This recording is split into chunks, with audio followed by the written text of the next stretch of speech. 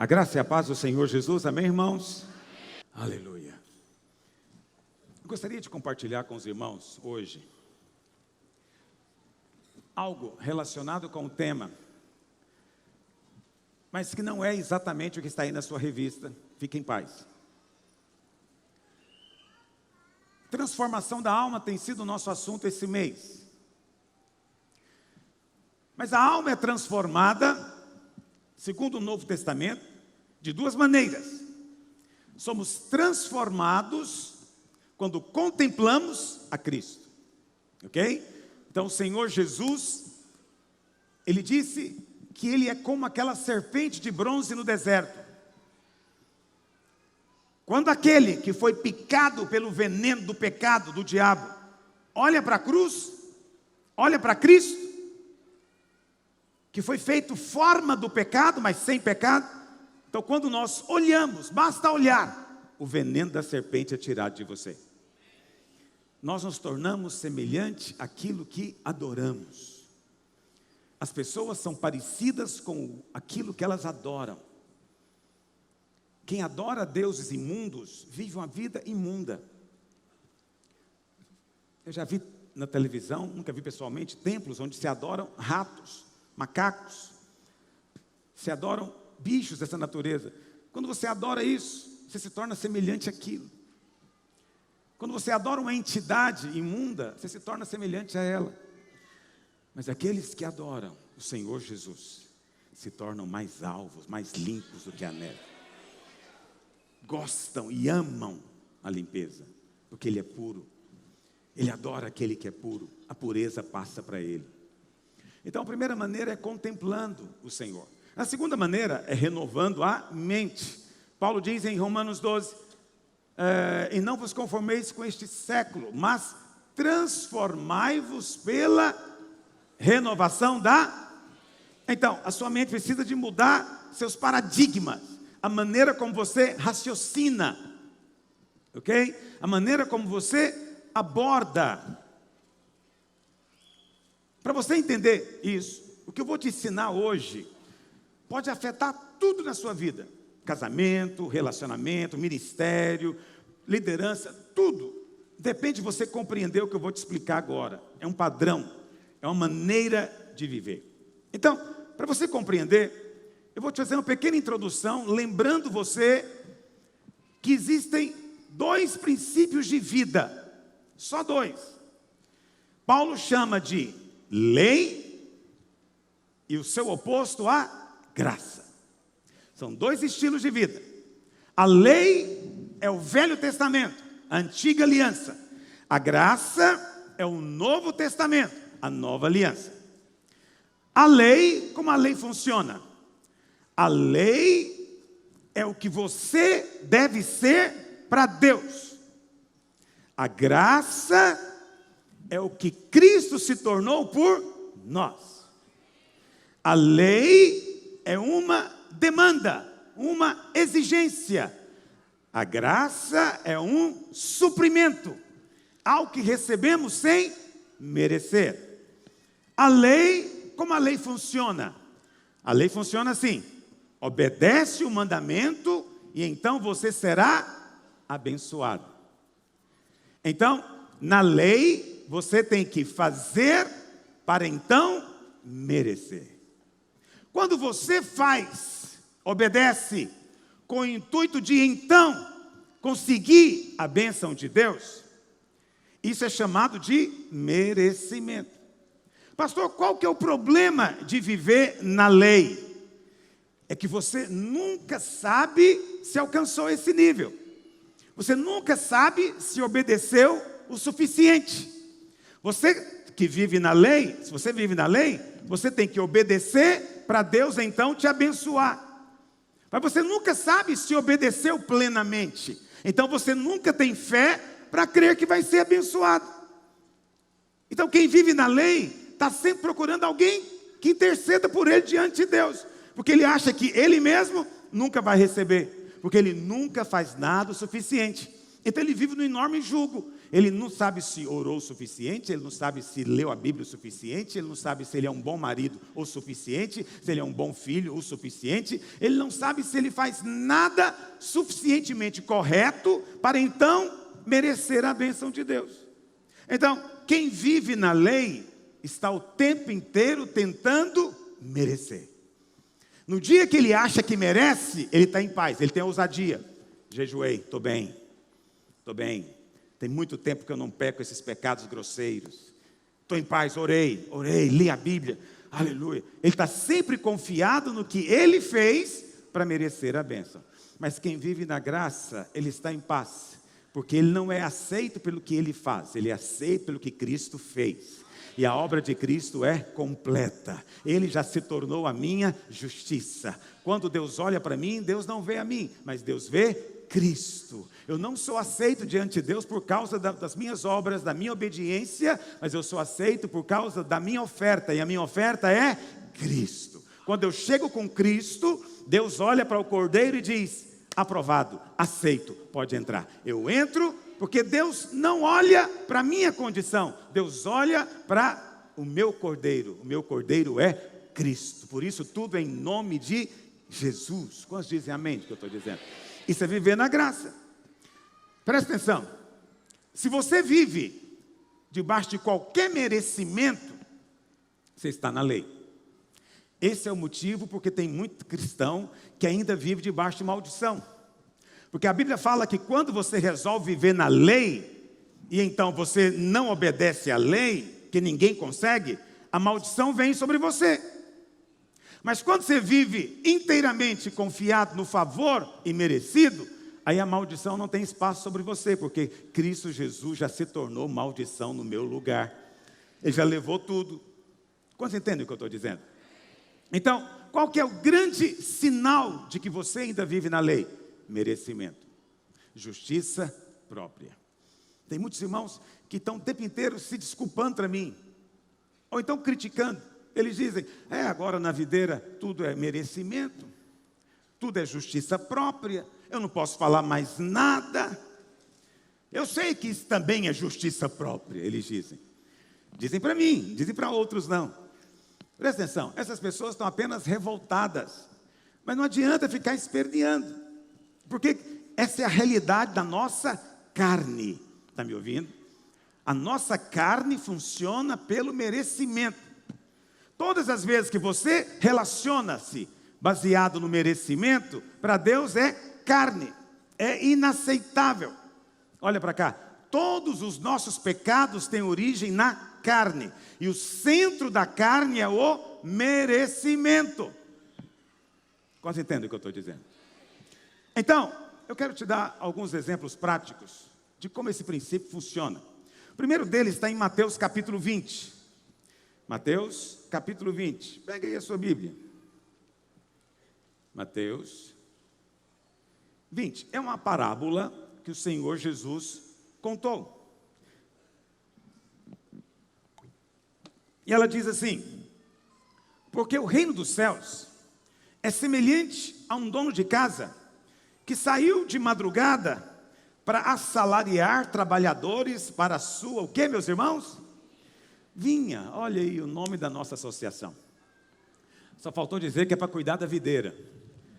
Então ele levantou de madrugada para contratar trabalhadores para a sua vinha. E tendo ajustado com os trabalhadores a 1 denário por dia, qual que é o salário, meus irmãos? 1 denário por? Então eles eram diaristas, recebiam por dia. Ou como diz a Bíblia, jornaleiros. A gente pensa jornaleiro é quem vende jornal. Não, jornaleiro é aquele que ganha pela jornada de um dia. Então mandou-os para a vinha. Saindo pela terceira hora, bom, aqui é a maneira judaica de contar as horas. Então a primeira hora é 6 horas da manhã. Naquela época eles trabalhavam de sol a sol. Então era das 6 da manhã às 6 da tarde. A primeira hora é 6 da manhã. Aqui ele saiu pela terceira hora. Que hora que é essa, meus irmãos? 9 horas da manhã. E ele viu outros que estavam desocupados e disse-lhes: ide vós também para a vinha, e eu vos darei o que for justo. E eles foram. Tendo saído outra vez, perto da hora sexta. A hora sexta qual é? Meio-dia. E da hora nona, qual era a nona? 3 horas da tarde. procedeu da mesma forma. E saindo por volta da hora 1/10. A hora 1/10 qual é? 5 horas da tarde. Faltava 1 hora para acabar o expediente.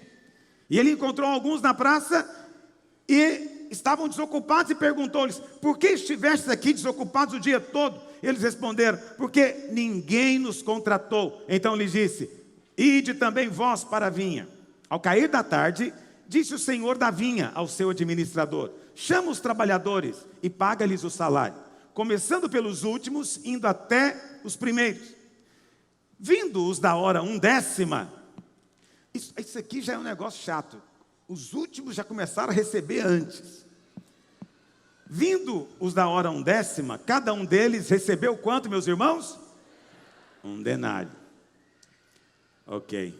Ao chegarem os primeiros, eles pensaram que iam receber mais. Eles disseram: peraí, esse cara trabalhou 1 hora, ganhou 1 denário. Eita, hoje eu vou ganhar muito. Pelo menos uns 11 denários eu vou ganhar. Mas cada um deles recebeu 1 denário também. E aí, verso 11: quando receberam, murmuravam contra o dono da casa, dizendo: estes últimos trabalharam apenas 1 hora, contudo os igualaste a nós, que suportamos a fadiga e o calor do dia. Mas o proprietário, respondendo, disse a um deles: amigo, não te faço injustiça, não combinastes comigo 1 denário? Toma o que é teu e vai embora, pois eu quero dar a este último tanto quanto a ti. Porventura, não me é lícito fazer o que eu quero do que é meu? Ou são maus os teus olhos porque eu sou bom?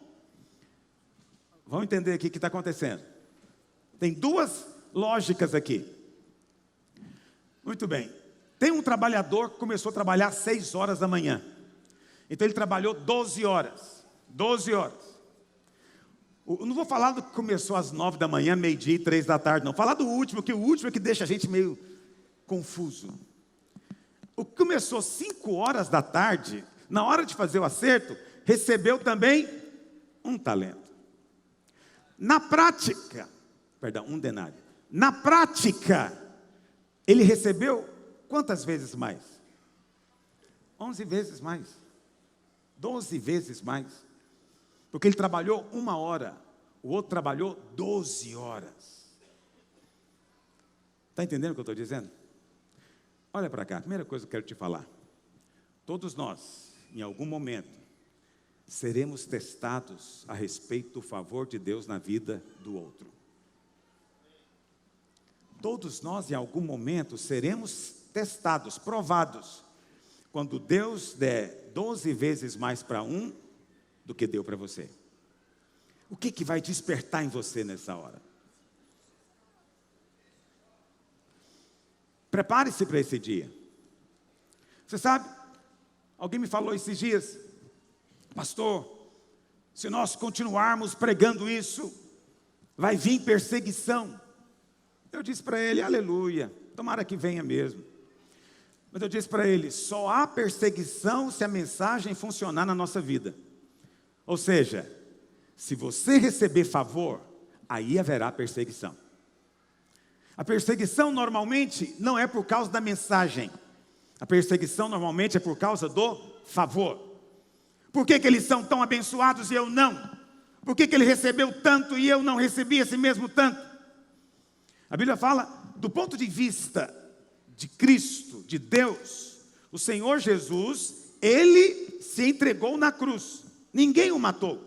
Ele se entregou por causa dos nossos pecados. Mas, do ponto de vista natural, quem foi que matou Jesus? Foram os fariseus, os mestres da lei. E por que eles mataram Jesus? Por causa da, diz a Bíblia, o quê? Inveja. E o que eles tinham inveja? Favor. Eles eram mestres da lei, mas ninguém queria ouvi-los. Eles eram mestres da lei, mas eles não tinham sinais, não tinham nada. Eram mestres da lei, mas as pessoas, era um grupinho ali. Quando Jesus chegava, ele nem podia entrar nas cidades, tamanha multidão que o seguia. Isso despertou o que neles? Admiração? Não, inveja. Inveja do quê? Da mensagem? Não, inveja do favor. Claro que a mensagem também era um problema para eles, porque os confrontava, mas eles quiseram matar por causa do favor, inveja. Essa aqui é a questão. Quando você começar a experimentar favor sobrenatural na sua vida, prepare-se. Porque quem está perto vai ficar indignado com isso.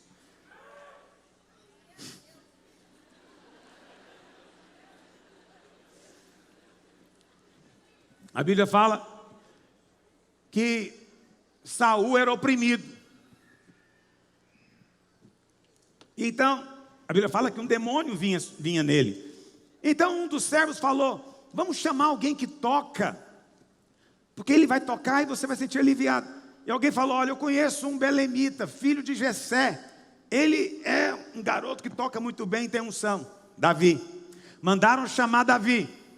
E aí, quando Saul sentia mal, Davi tocava e cantava. O que acontecia com o demônio? Saía de Saul. O que Saul falou nesse dia? Que menino lindo, tão abençoado. Quem que é o pai desse menino? Fala para ele que eu quero que ele venha morar comigo no palácio. Esse é um menino maravilhoso. Aí, passado alguns dias, apareceu um Golias na história. Saul ficou lá com medo de enfrentar Golias. Você conhece a história?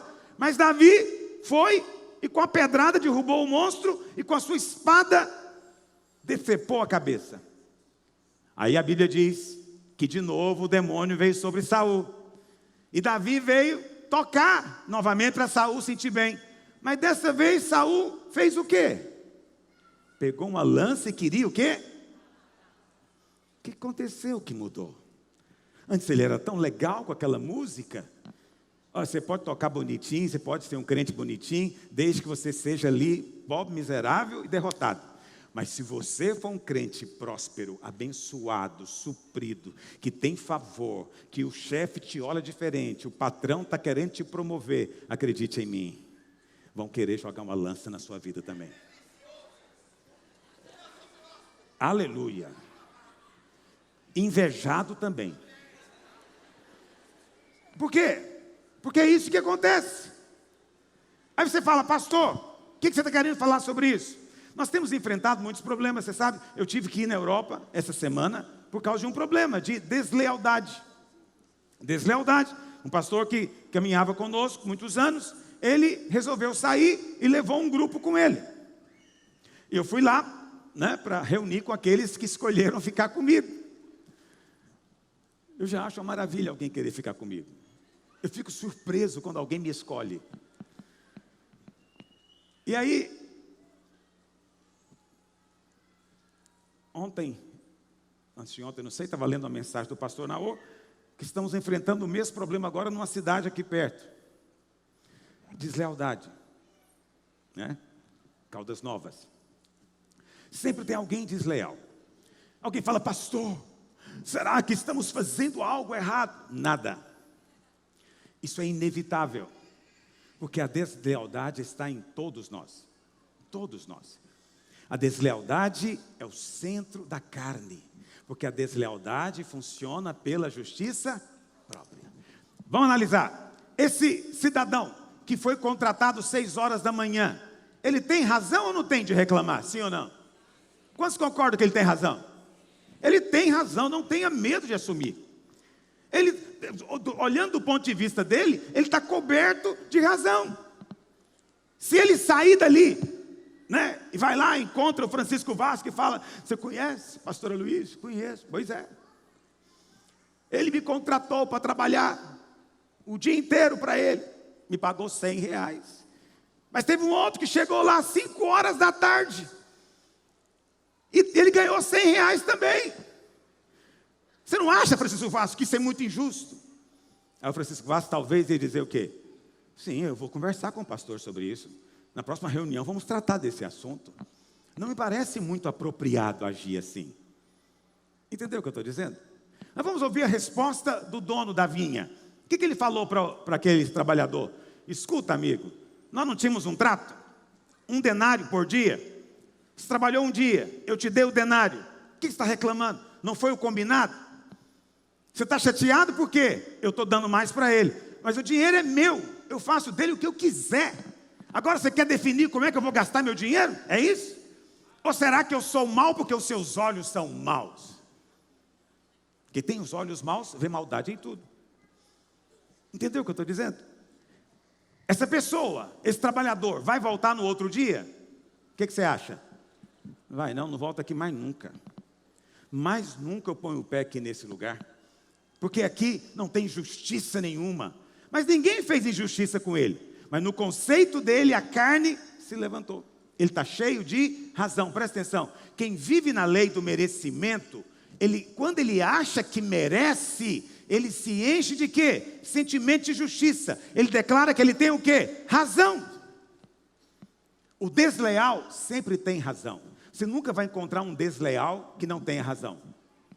Todo desleal, se você for ouvir a versão dele dos fatos, ele tem razão. Dificilmente você vai encontrar um desleal que fala, olha, eu dividi mesmo a igreja porque eu sou mau. O que eu gosto é de ver o circo pegando fogo. Já encontrou algum pastor assim? Não. Ele sempre vai dizer o quê? Fui ferido. Me feriram. Bom, vamos usar um exemplo mais prático do dia a dia. O pastor Naor é o pastor presidente dessa igreja. E ele tem trabalhando com ele alguns pastores. Então, o pastor Rigonato está com ele há 10 anos. 10 anos trabalhando com o pastor Naor, do lado, ombreando com ele os momentos difíceis, multiplicando, fazendo conferências, dando aula, liderando célula e tudo mais. O pastor Rigonato com ele 10 anos. Mas agora, o Marcos Mota chegou. O Marcos Mota chegou tem pouco tempo, tem 1 ano que ele está aqui. Mas o Marcos Mota é muito talentoso. Quando ele prega, a igreja toda quer ouvir. Mas o Rigonato, quando fala, é difícil. É só uma ilustração, hein? Antes que qualquer pessoa se levante com razão. Pastor Rigonato, é difícil ouvir. O Marcos Mota é um líder, é alguém que realmente mobiliza. O Rigonato nem tanto. Gente boa, mas nem tanto. Aí o pastor Naor agora, ele tem que levantar o vice-presidente. Ele fala, como é que eu faço? Eu tenho o Marcos, eu tenho o Rigonato, eu acho que eu preciso de alguém mais talentoso perto de mim, para me ajudar nisso e nisso. Eu vou colocar o Marcos Mota. O que você acha que vai acontecer com o Rigonato? 10 anos na igreja. Não, já percebi, o ambiente pesou. Pastor Rigonato ia levantar e ia falar o quê? Ele ia contar para os irmãos da rede dele. Estou aqui há 10 anos, irmãos, vocês me conhecem, sempre leal, sempre fiel, trabalhador, fazendo o que deve ser feito, esperando, quem sabe um dia o reconhecimento. No dia que esse dia chega, quem é que ganha a posição? Marcos Mota. Está aqui tem só 1 ano. Eu pergunto para você, vai ter gente do lado do Rigonato, sim ou não? Quantos, na verdade, concordam que o pastor Naor errou muito nessa história? Os irmãos estão com medo de posicionar hoje.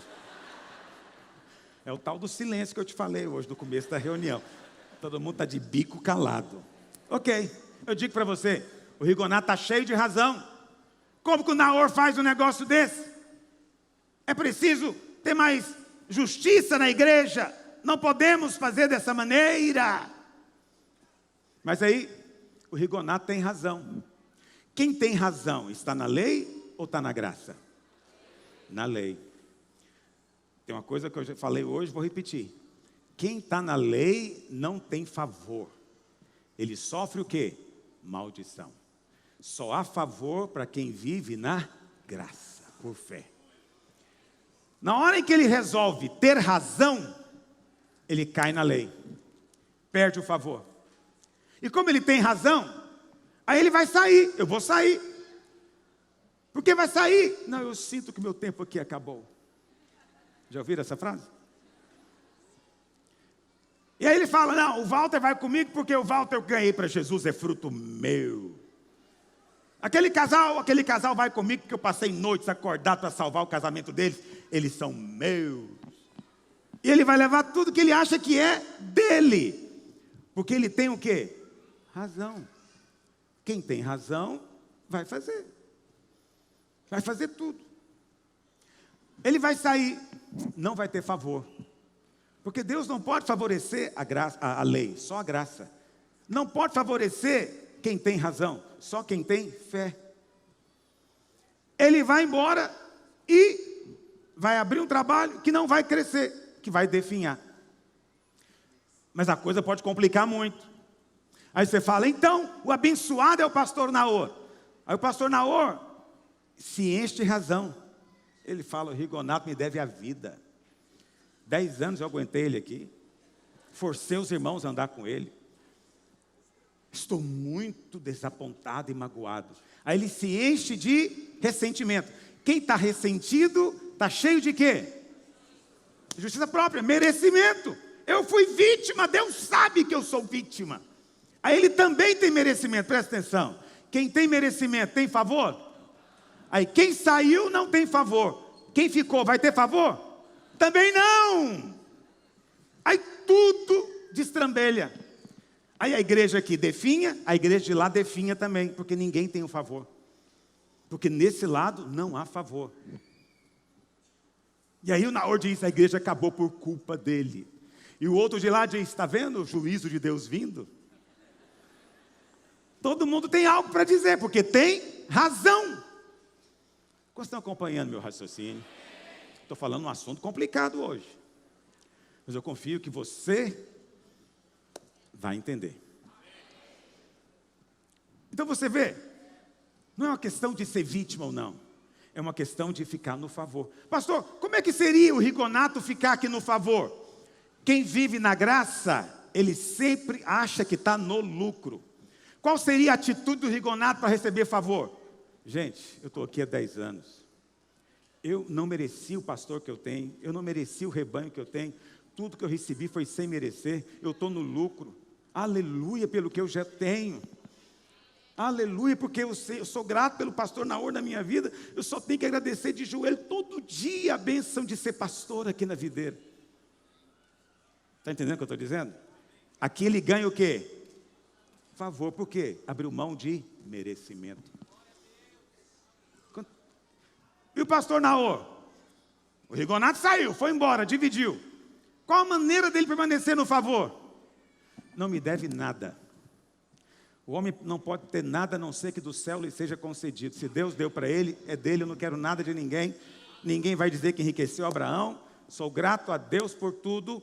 Eu fosse merecer mesmo, eu merecia que ninguém ficasse comigo. Estou feliz que a maioria ainda está comigo. Aleluia, já está perdoado, não me deve nada. O favor fica aqui. Estão entendendo o que eu estou dizendo? Já ouviram a história que no casamento, quando tem divórcio, os dois lados definham? Por que definham? Porque os dois têm razão. Já viu algum casamento que os dois não tenham razão? Vamos imaginar uma situação. Já falei aqui, mas eu estou na idade de repetir, em paz. Marido trabalhou, ralou, ganhou dinheiro, foi no supermercado, comprou a comida. Mas ele chegou em casa hoje, o que aconteceu? Não tem janta para ele. Ele respira fundo e fala o quê? Eu fiz a minha parte. Deus sabe que eu trabalhei e ganhei o dinheiro, não foi fácil. Eu comprei a comida, ela só tinha que fazer. E ela não fez. Pergunto para você, esse homem tem razão, sim ou não? Não, só os homens. Tem razão ou não tem? Aleluia. Até que enfim alguém está comigo aqui. Tem razão. Esse homem tem razão. Mas aí a mulher responde para ele. Hoje de manhã o Juninho amanheceu com pneumonia. Fiquei na fila do INSS para tirar uma chapa do pulmão dele o dia inteiro. A Marinha torceu o pé. Tive que levar para arrumar o pé dela lá no ortopedista. Não tive tempo para nada. E eu chego em casa, o que alguém me cobra? Mais cobrança, mais peso sobre mim. Ele quer comida. Vamos ser francos, essa irmã tem razão, tem ou não tem? Não, só as irmãs, tem razão ou não tem? Tem razão. Aí esse casal vem atrás de mim, porque eles acham que eu sou o juiz. Que eu vou decidir quem tem mais razão. É duro, porque não há salvação para esse casamento. Enquanto eles vivem na razão, esse casamento tem favor? Não tem. Um casamento sem favor é a pior praga que pode existir. É terrível. Porque é um casamento sem dinheiro, é um casamento sem saúde, é um casamento sem sexo, ou pelo menos se tem sexo não tem prazer, é um casamento sem intimidade, relacionamento. É um lugar horrível, onde não há favor. Mas esse casamento pode ter favor, desde que, vou te dizer uma coisa, nem precisa ser os dois, só um. Se um sair daqui e vier para cá, o favor vem no casamento. O que o homem deveria fazer? Meu Deus, eu estou no lucro com essa mulher é uma bênção na minha vida, eu não vou abrir mão dela não. O que é uma comidinha? Amor, vou sair, vou comprar para nós uma pizza. Você não precisa de cozinhar, você é maravilhosa.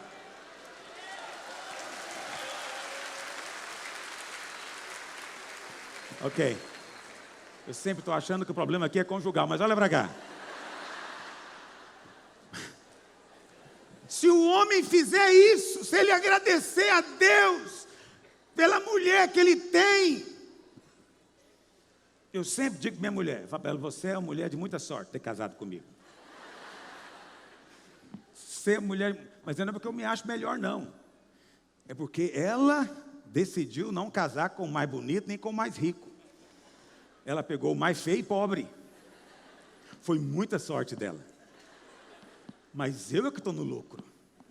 Porque eu te falo na presença de Deus, o dia que eu fiquei sabendo que ela estava interessada em mim, eu falei, é muita areia para o meu caminhão, meu Deus do céu, não posso perder. Eu me apaixonei instantaneamente. Interessou em mim, eu falei, eu quero. Porque eu sou fácil. Eu sou um cara fácil.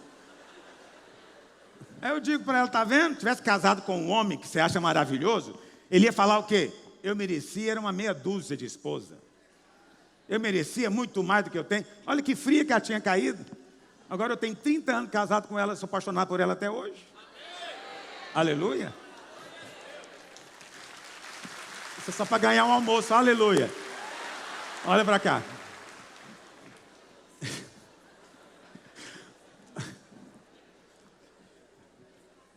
Qual que é a praga, filho? Merecimento. Agora, não sei se você sabe, merecimento é muito comum numa fase da vida. Sabe qual é? Você sabe, eu acho que quase todos aqui que estão aqui são casados, têm filhos. Você sabe o que eu vou te dizer. Minhas filhas já cresceram, não existe mais esse problema, mas quando elas... Vou falar das minhas netinhas. Minhas netinhas, isso acontece. Eu tenho uma de 5, uma de 3... são 4, na verdade, mas essas 2 são as mais velhas, as que entendem. A 4ª está chegando, vai nascer em maio. E aí, presta atenção. Quando eu saio, igual sair de viagem agora, o que elas falam para mim? Vovô, vai ter presente? Eu falo, claro, não esqueço de vocês nunca. E aí eu vou comprar o presente. Como é que você acha que eu deveria comprar o presente? Eu vou comprar para uma Barbie, que custa R$50.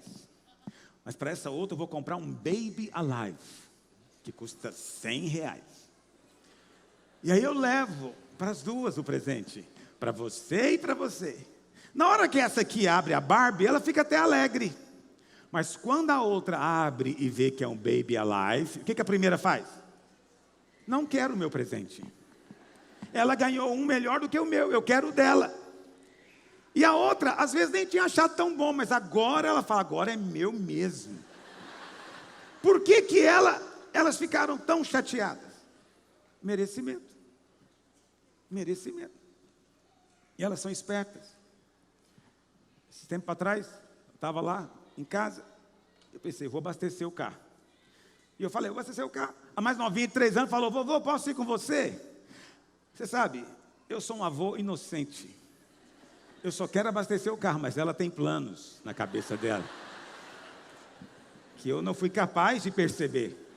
Eu falei, claro, meu amor, vamos encher o tanque do carro do vovô. Eu estou lá abastecendo o carro, ela entra na lojinha de conveniência do posto. E ela pega um negócio que parece um ovo. E ela fala, vovô, posso levar? Eu nem olho. Eu falo, claro, princesa. O que eu nego para elas? Nada. E aí nós vamos embora para casa. Quando chega em casa, o que é que ela faz quando desce do carro? Olha o que o vovô comprou para mim. Lá, lá, lá, lá, lá, lá. Mas a outra chorou um choro tão sentido. Eu falei, traumatizou a criança. o vovô comprou para mim. Eu falei, meu Deus, eu sabia que tinha alguma coisa fora do eixo. Você não lembrou de mim. Você comprou só para ela. Não, não foi. Vamos agora lá comprar para você 2. Agora eu não quero mais.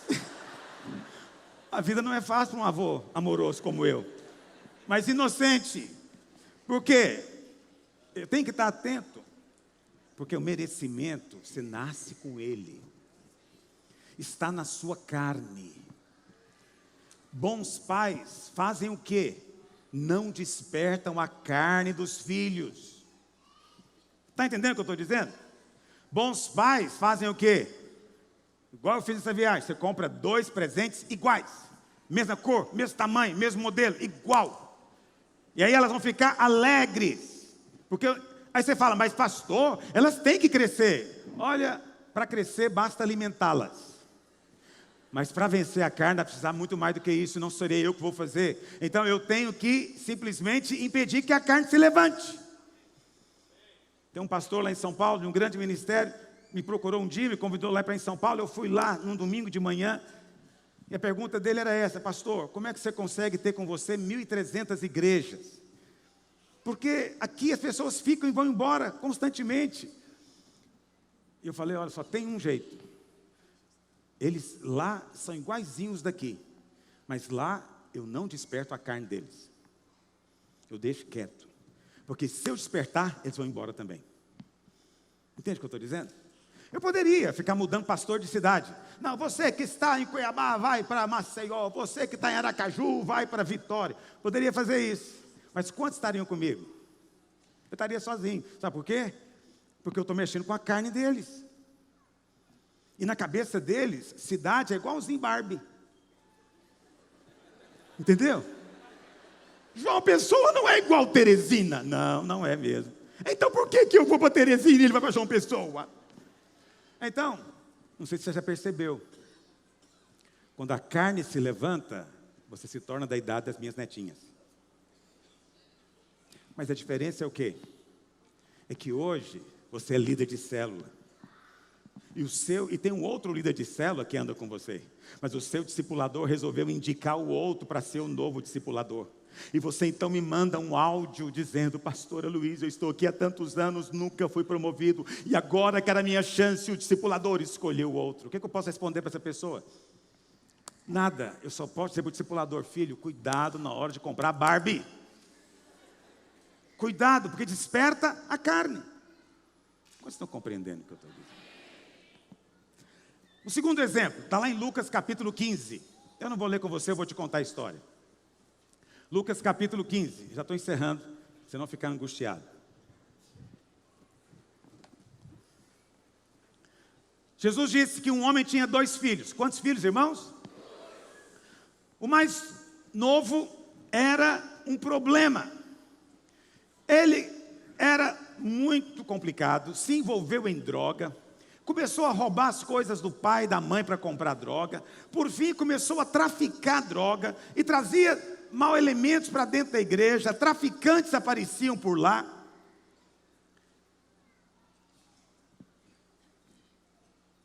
E o pai então disse para ele: olha, não tem jeito de você ficar aqui em casa desse jeito. Sua mãe está sofrendo muito. Você está trazendo risco para a nossa família. É preciso mudar. O menino falou o quê? Ninguém me compreende nessa casa. Ninguém me aceita nessa casa. Eu estou tentando ser o melhor que eu posso, mas nunca é suficiente para vocês. Então eu vou embora. Mas eu quero a minha parte na herança. Ou seja, ele achava que merecia. Ele andava pelo quê então? Merecimento. E o pai então deu, porque é a lei. Ele é filho, ele tem direito de reivindicar. E o pai deu. E ele foi embora e gastou o dinheiro.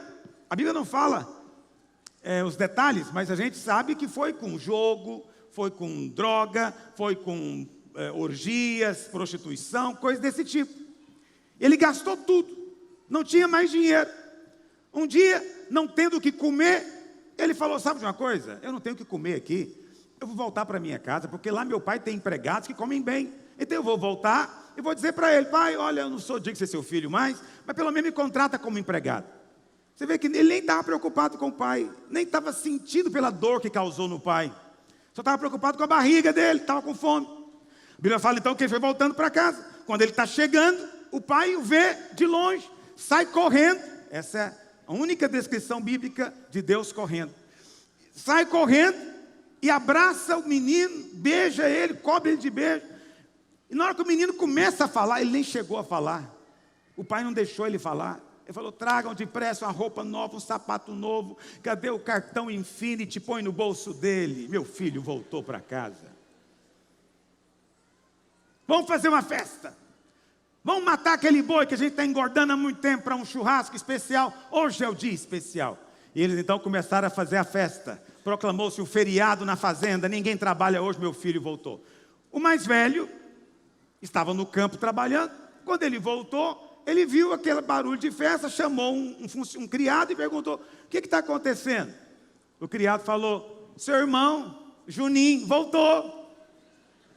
E seu pai está muito feliz, está fazendo uma festa para ele. Aí o irmão não quis entrar na festa. Por que ele não quis entrar? Analisa comigo para você ver se ele não tem razão. O pai dele chegou e falou: filho, vamos comemorar, seu irmão voltou. O que ele diz? Eu estou com o senhor aqui esses anos todos, nunca ganhei festa, nunca usei droga, nunca prostituí, tenho uma vida correta, trabalho para o senhor prosperar. Eu estou uma pessoa que está trazendo orgulho para você, mas eu nunca pude nem usar a piscina e a sauna da família. Você nunca matou nem um frango para eu comer com os meus amigos. Agora esse que chegou aí, safado, miserável, aprontou todas.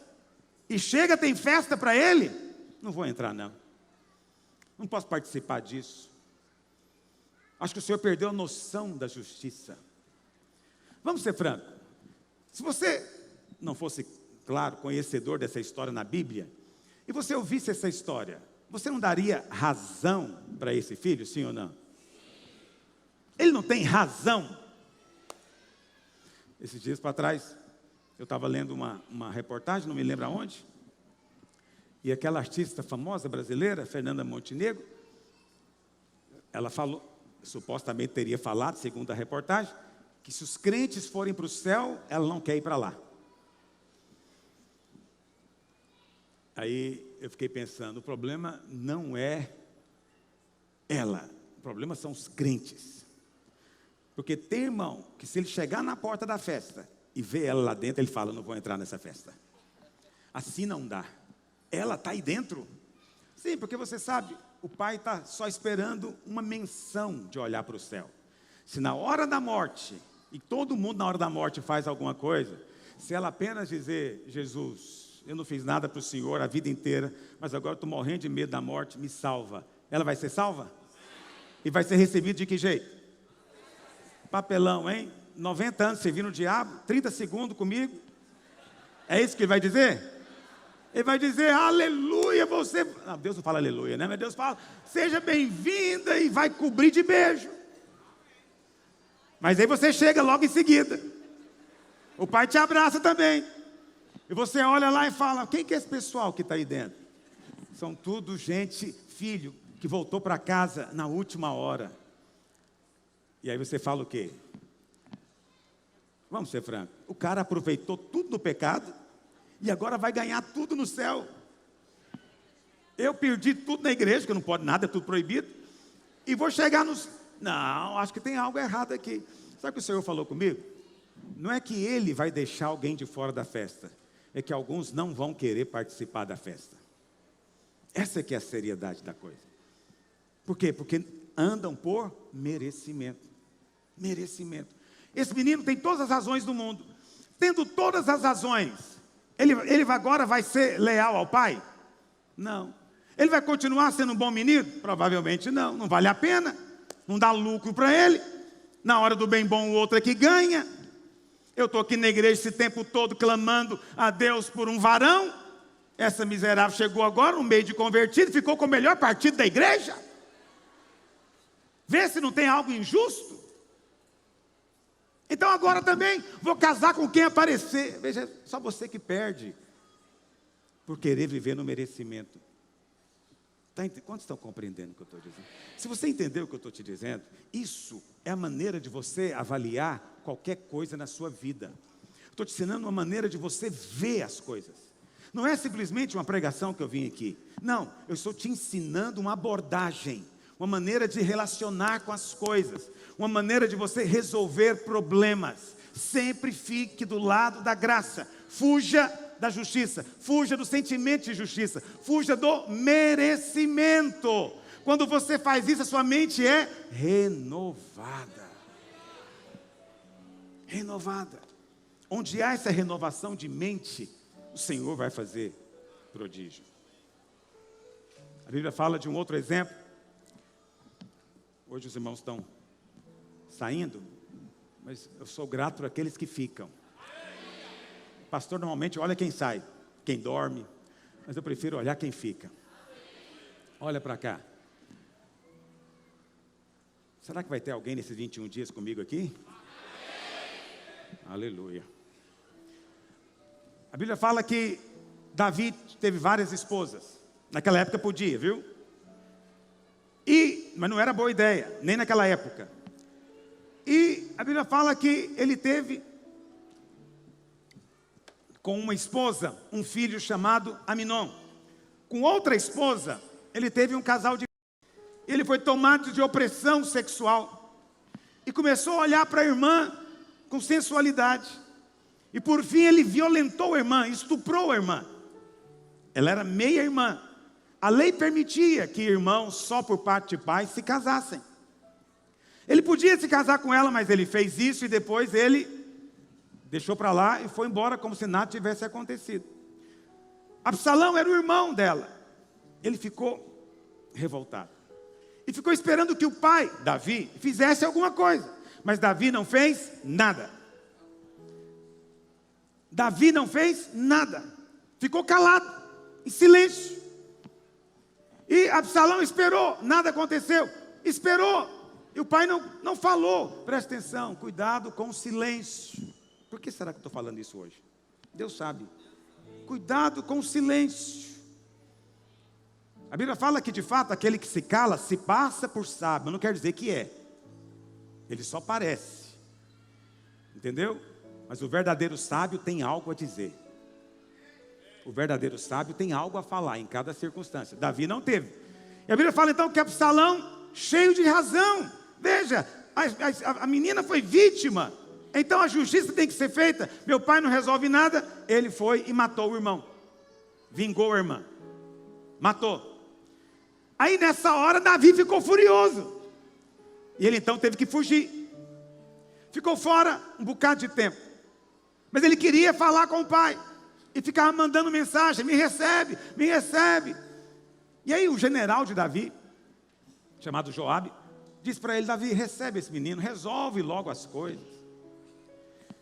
A Bíblia fala então que Davi deixou ele vir para Jerusalém, mas não o recebeu. E Joabe insistiu: recebe ele, resolve isso. Tem gente que fica protelando, nunca resolve, nunca resolve. Por fim Davi falou: pode trazer o menino. E trouxeram Absalão diante dele. A Bíblia fala que Davi levantou, deu um beijo nele, e sentou de novo. Não falou nada. Tem mulher que acha que resolve as coisas com beijinho. Mas é incrível, Davi também achava. Se der um beijinho, agora pronto, está resolvido. Não tem mais nada para a gente conversar. Porque um beijo vale mais do que 1000 palavras. Não, não vale, é mentira. Não vale, é preciso sim falar. Davi não falou. Absalão concluiu o quê? Não tem jeito, esse cara não pode ser o pastor da videira. Como é que esse cara vai ser pastor da videira? Desse jeito, não resolve as coisas. Não trata como tem que ser tratado, não corrige o que deve ser corrigido. Então, eu acho que precisamos de mudar aqui a liderança. Mas vamos ser francos. Se você ouvisse essa história hoje pela primeira vez e não tivesse na Bíblia, você não daria razão para Absalão, sim ou não? Porque ele tem razão. Olha para cá. Todo mundo tem sempre razão. Eu contei uma historinha aqui uma vez, vou repeti-la também. Que numa aldeia tinha um homem muito sábio. Ele resolvia todas as questões da aldeia. Quando alguém tinha uma controvérsia, trazia para ele. 2 homens discutiram e vieram trazer a questão para ele. O primeiro homem contou suas razões. E ele falou o quê? Você tem razão. O segundo homem veio e contou o oposto. E o sábio disse, você tem razão. A esposa dele, do sábio, estava do lado e falou, você não pode dizer que todo mundo tem razão. Alguém tem que estar errado nessa história. Um veio e contou uma coisa, outro veio e contou o oposto. Você falou que os dois têm razão. E ele falou o quê? Você também tem razão. Em outras palavras, todo mundo tem razão. Por isso, não ande por ela. Ande pelo favor imerecido. Davi foi um homem segundo o coração de Deus, porque ele entendeu a graça 1000 anos antes de Cristo. A Bíblia fala então que Absalão começou a ficar na porta da cidade. O que ele fazia então? Quando chegava alguém que queria falar com o rei, e o rei não tinha horário, o rei estava viajando, cuidando de igreja. Aí a pessoa dizia, se eu fosse pastor na videira seria muito diferente. Pessoas como você eu atenderia muito rapidamente. Mas aqui, pastor não atende ninguém. Pastor nunca está aqui. Se eu fosse pastor na videira, como as coisas seriam diferentes. Primeira coisa, esse teto seria preto. Colocaria luzes, fumaça. Pastor Luiz está velho, demodê. Demodê é coisa de velho. Jovem não fala demodê. Não é? Isso é Absalão na porta de Jerusalém. Quando alguém chegava para Absalão, era filho do rei, portanto ele era príncipe, ok? Quando alguém chegava diante do príncipe, o normal é se curvar, fazer a deferência. Mas o que ele fazia? Não se curve diante de mim, levanta a sua cabeça. Cada crente é um ministro, todos são sacerdotes. Não tem esse negócio agora de pastor da igreja, não. Se eu fosse pastor em Jerusalém. Ele tem razão, porque o desleal sempre tem razão. Mas Deus não pode abençoar o desleal, senão ele teria que abençoar Satanás, que foi o primeiro. E como ele não vai fazer, todos que seguem o caminho de Satanás não podem ser abençoados, não podem receber. Pastor, mas como é que a gente faz? Muito simples, seja humilde. Olha para cá, reconheça que na sua carne você quer ter razão sempre. Tem irmão que me liga e me escreve desesperado, pastor, como é que eu me livro da justiça própria? Não, enquanto você estiver aqui, a carne é o merecimento, a carne é a justiça própria. Enquanto você estiver aqui, você anda no Espírito, anda pela graça, e o Espírito vai mortificar essas coisas. Mas se você der liberdade e começar a pensar de acordo com a carne, você vai começar a pensar em termos de quem tem razão. Todas as vezes que você se vê como um juiz, tentando descobrir quem tem razão, foge, é a carne, foge da carne. Venha viver debaixo do favor imerecido. Não trate seu casamento com base em merecimento. Não faça da sua casa um tribunal o tempo inteiro para descobrir quem tem razão. Não viva em função do merecimento no seu trabalho. Se outros tiveram a porta aberta antes de você, apenas descanse. Eu sou filho, meu pai tem preparado uma porta maior para mim. A seu tempo o Senhor vai fazer. Esse foi abençoado? Aleluia, que seja mais ainda. Mas eu também vou ser abençoado, porque eu estou debaixo do favor, eu sou amado. Não se permita ficar nem um instante revoltado, porque você tem razão. Viva pelo favor. Quantos estão comigo hoje? Fique em pé onde você está.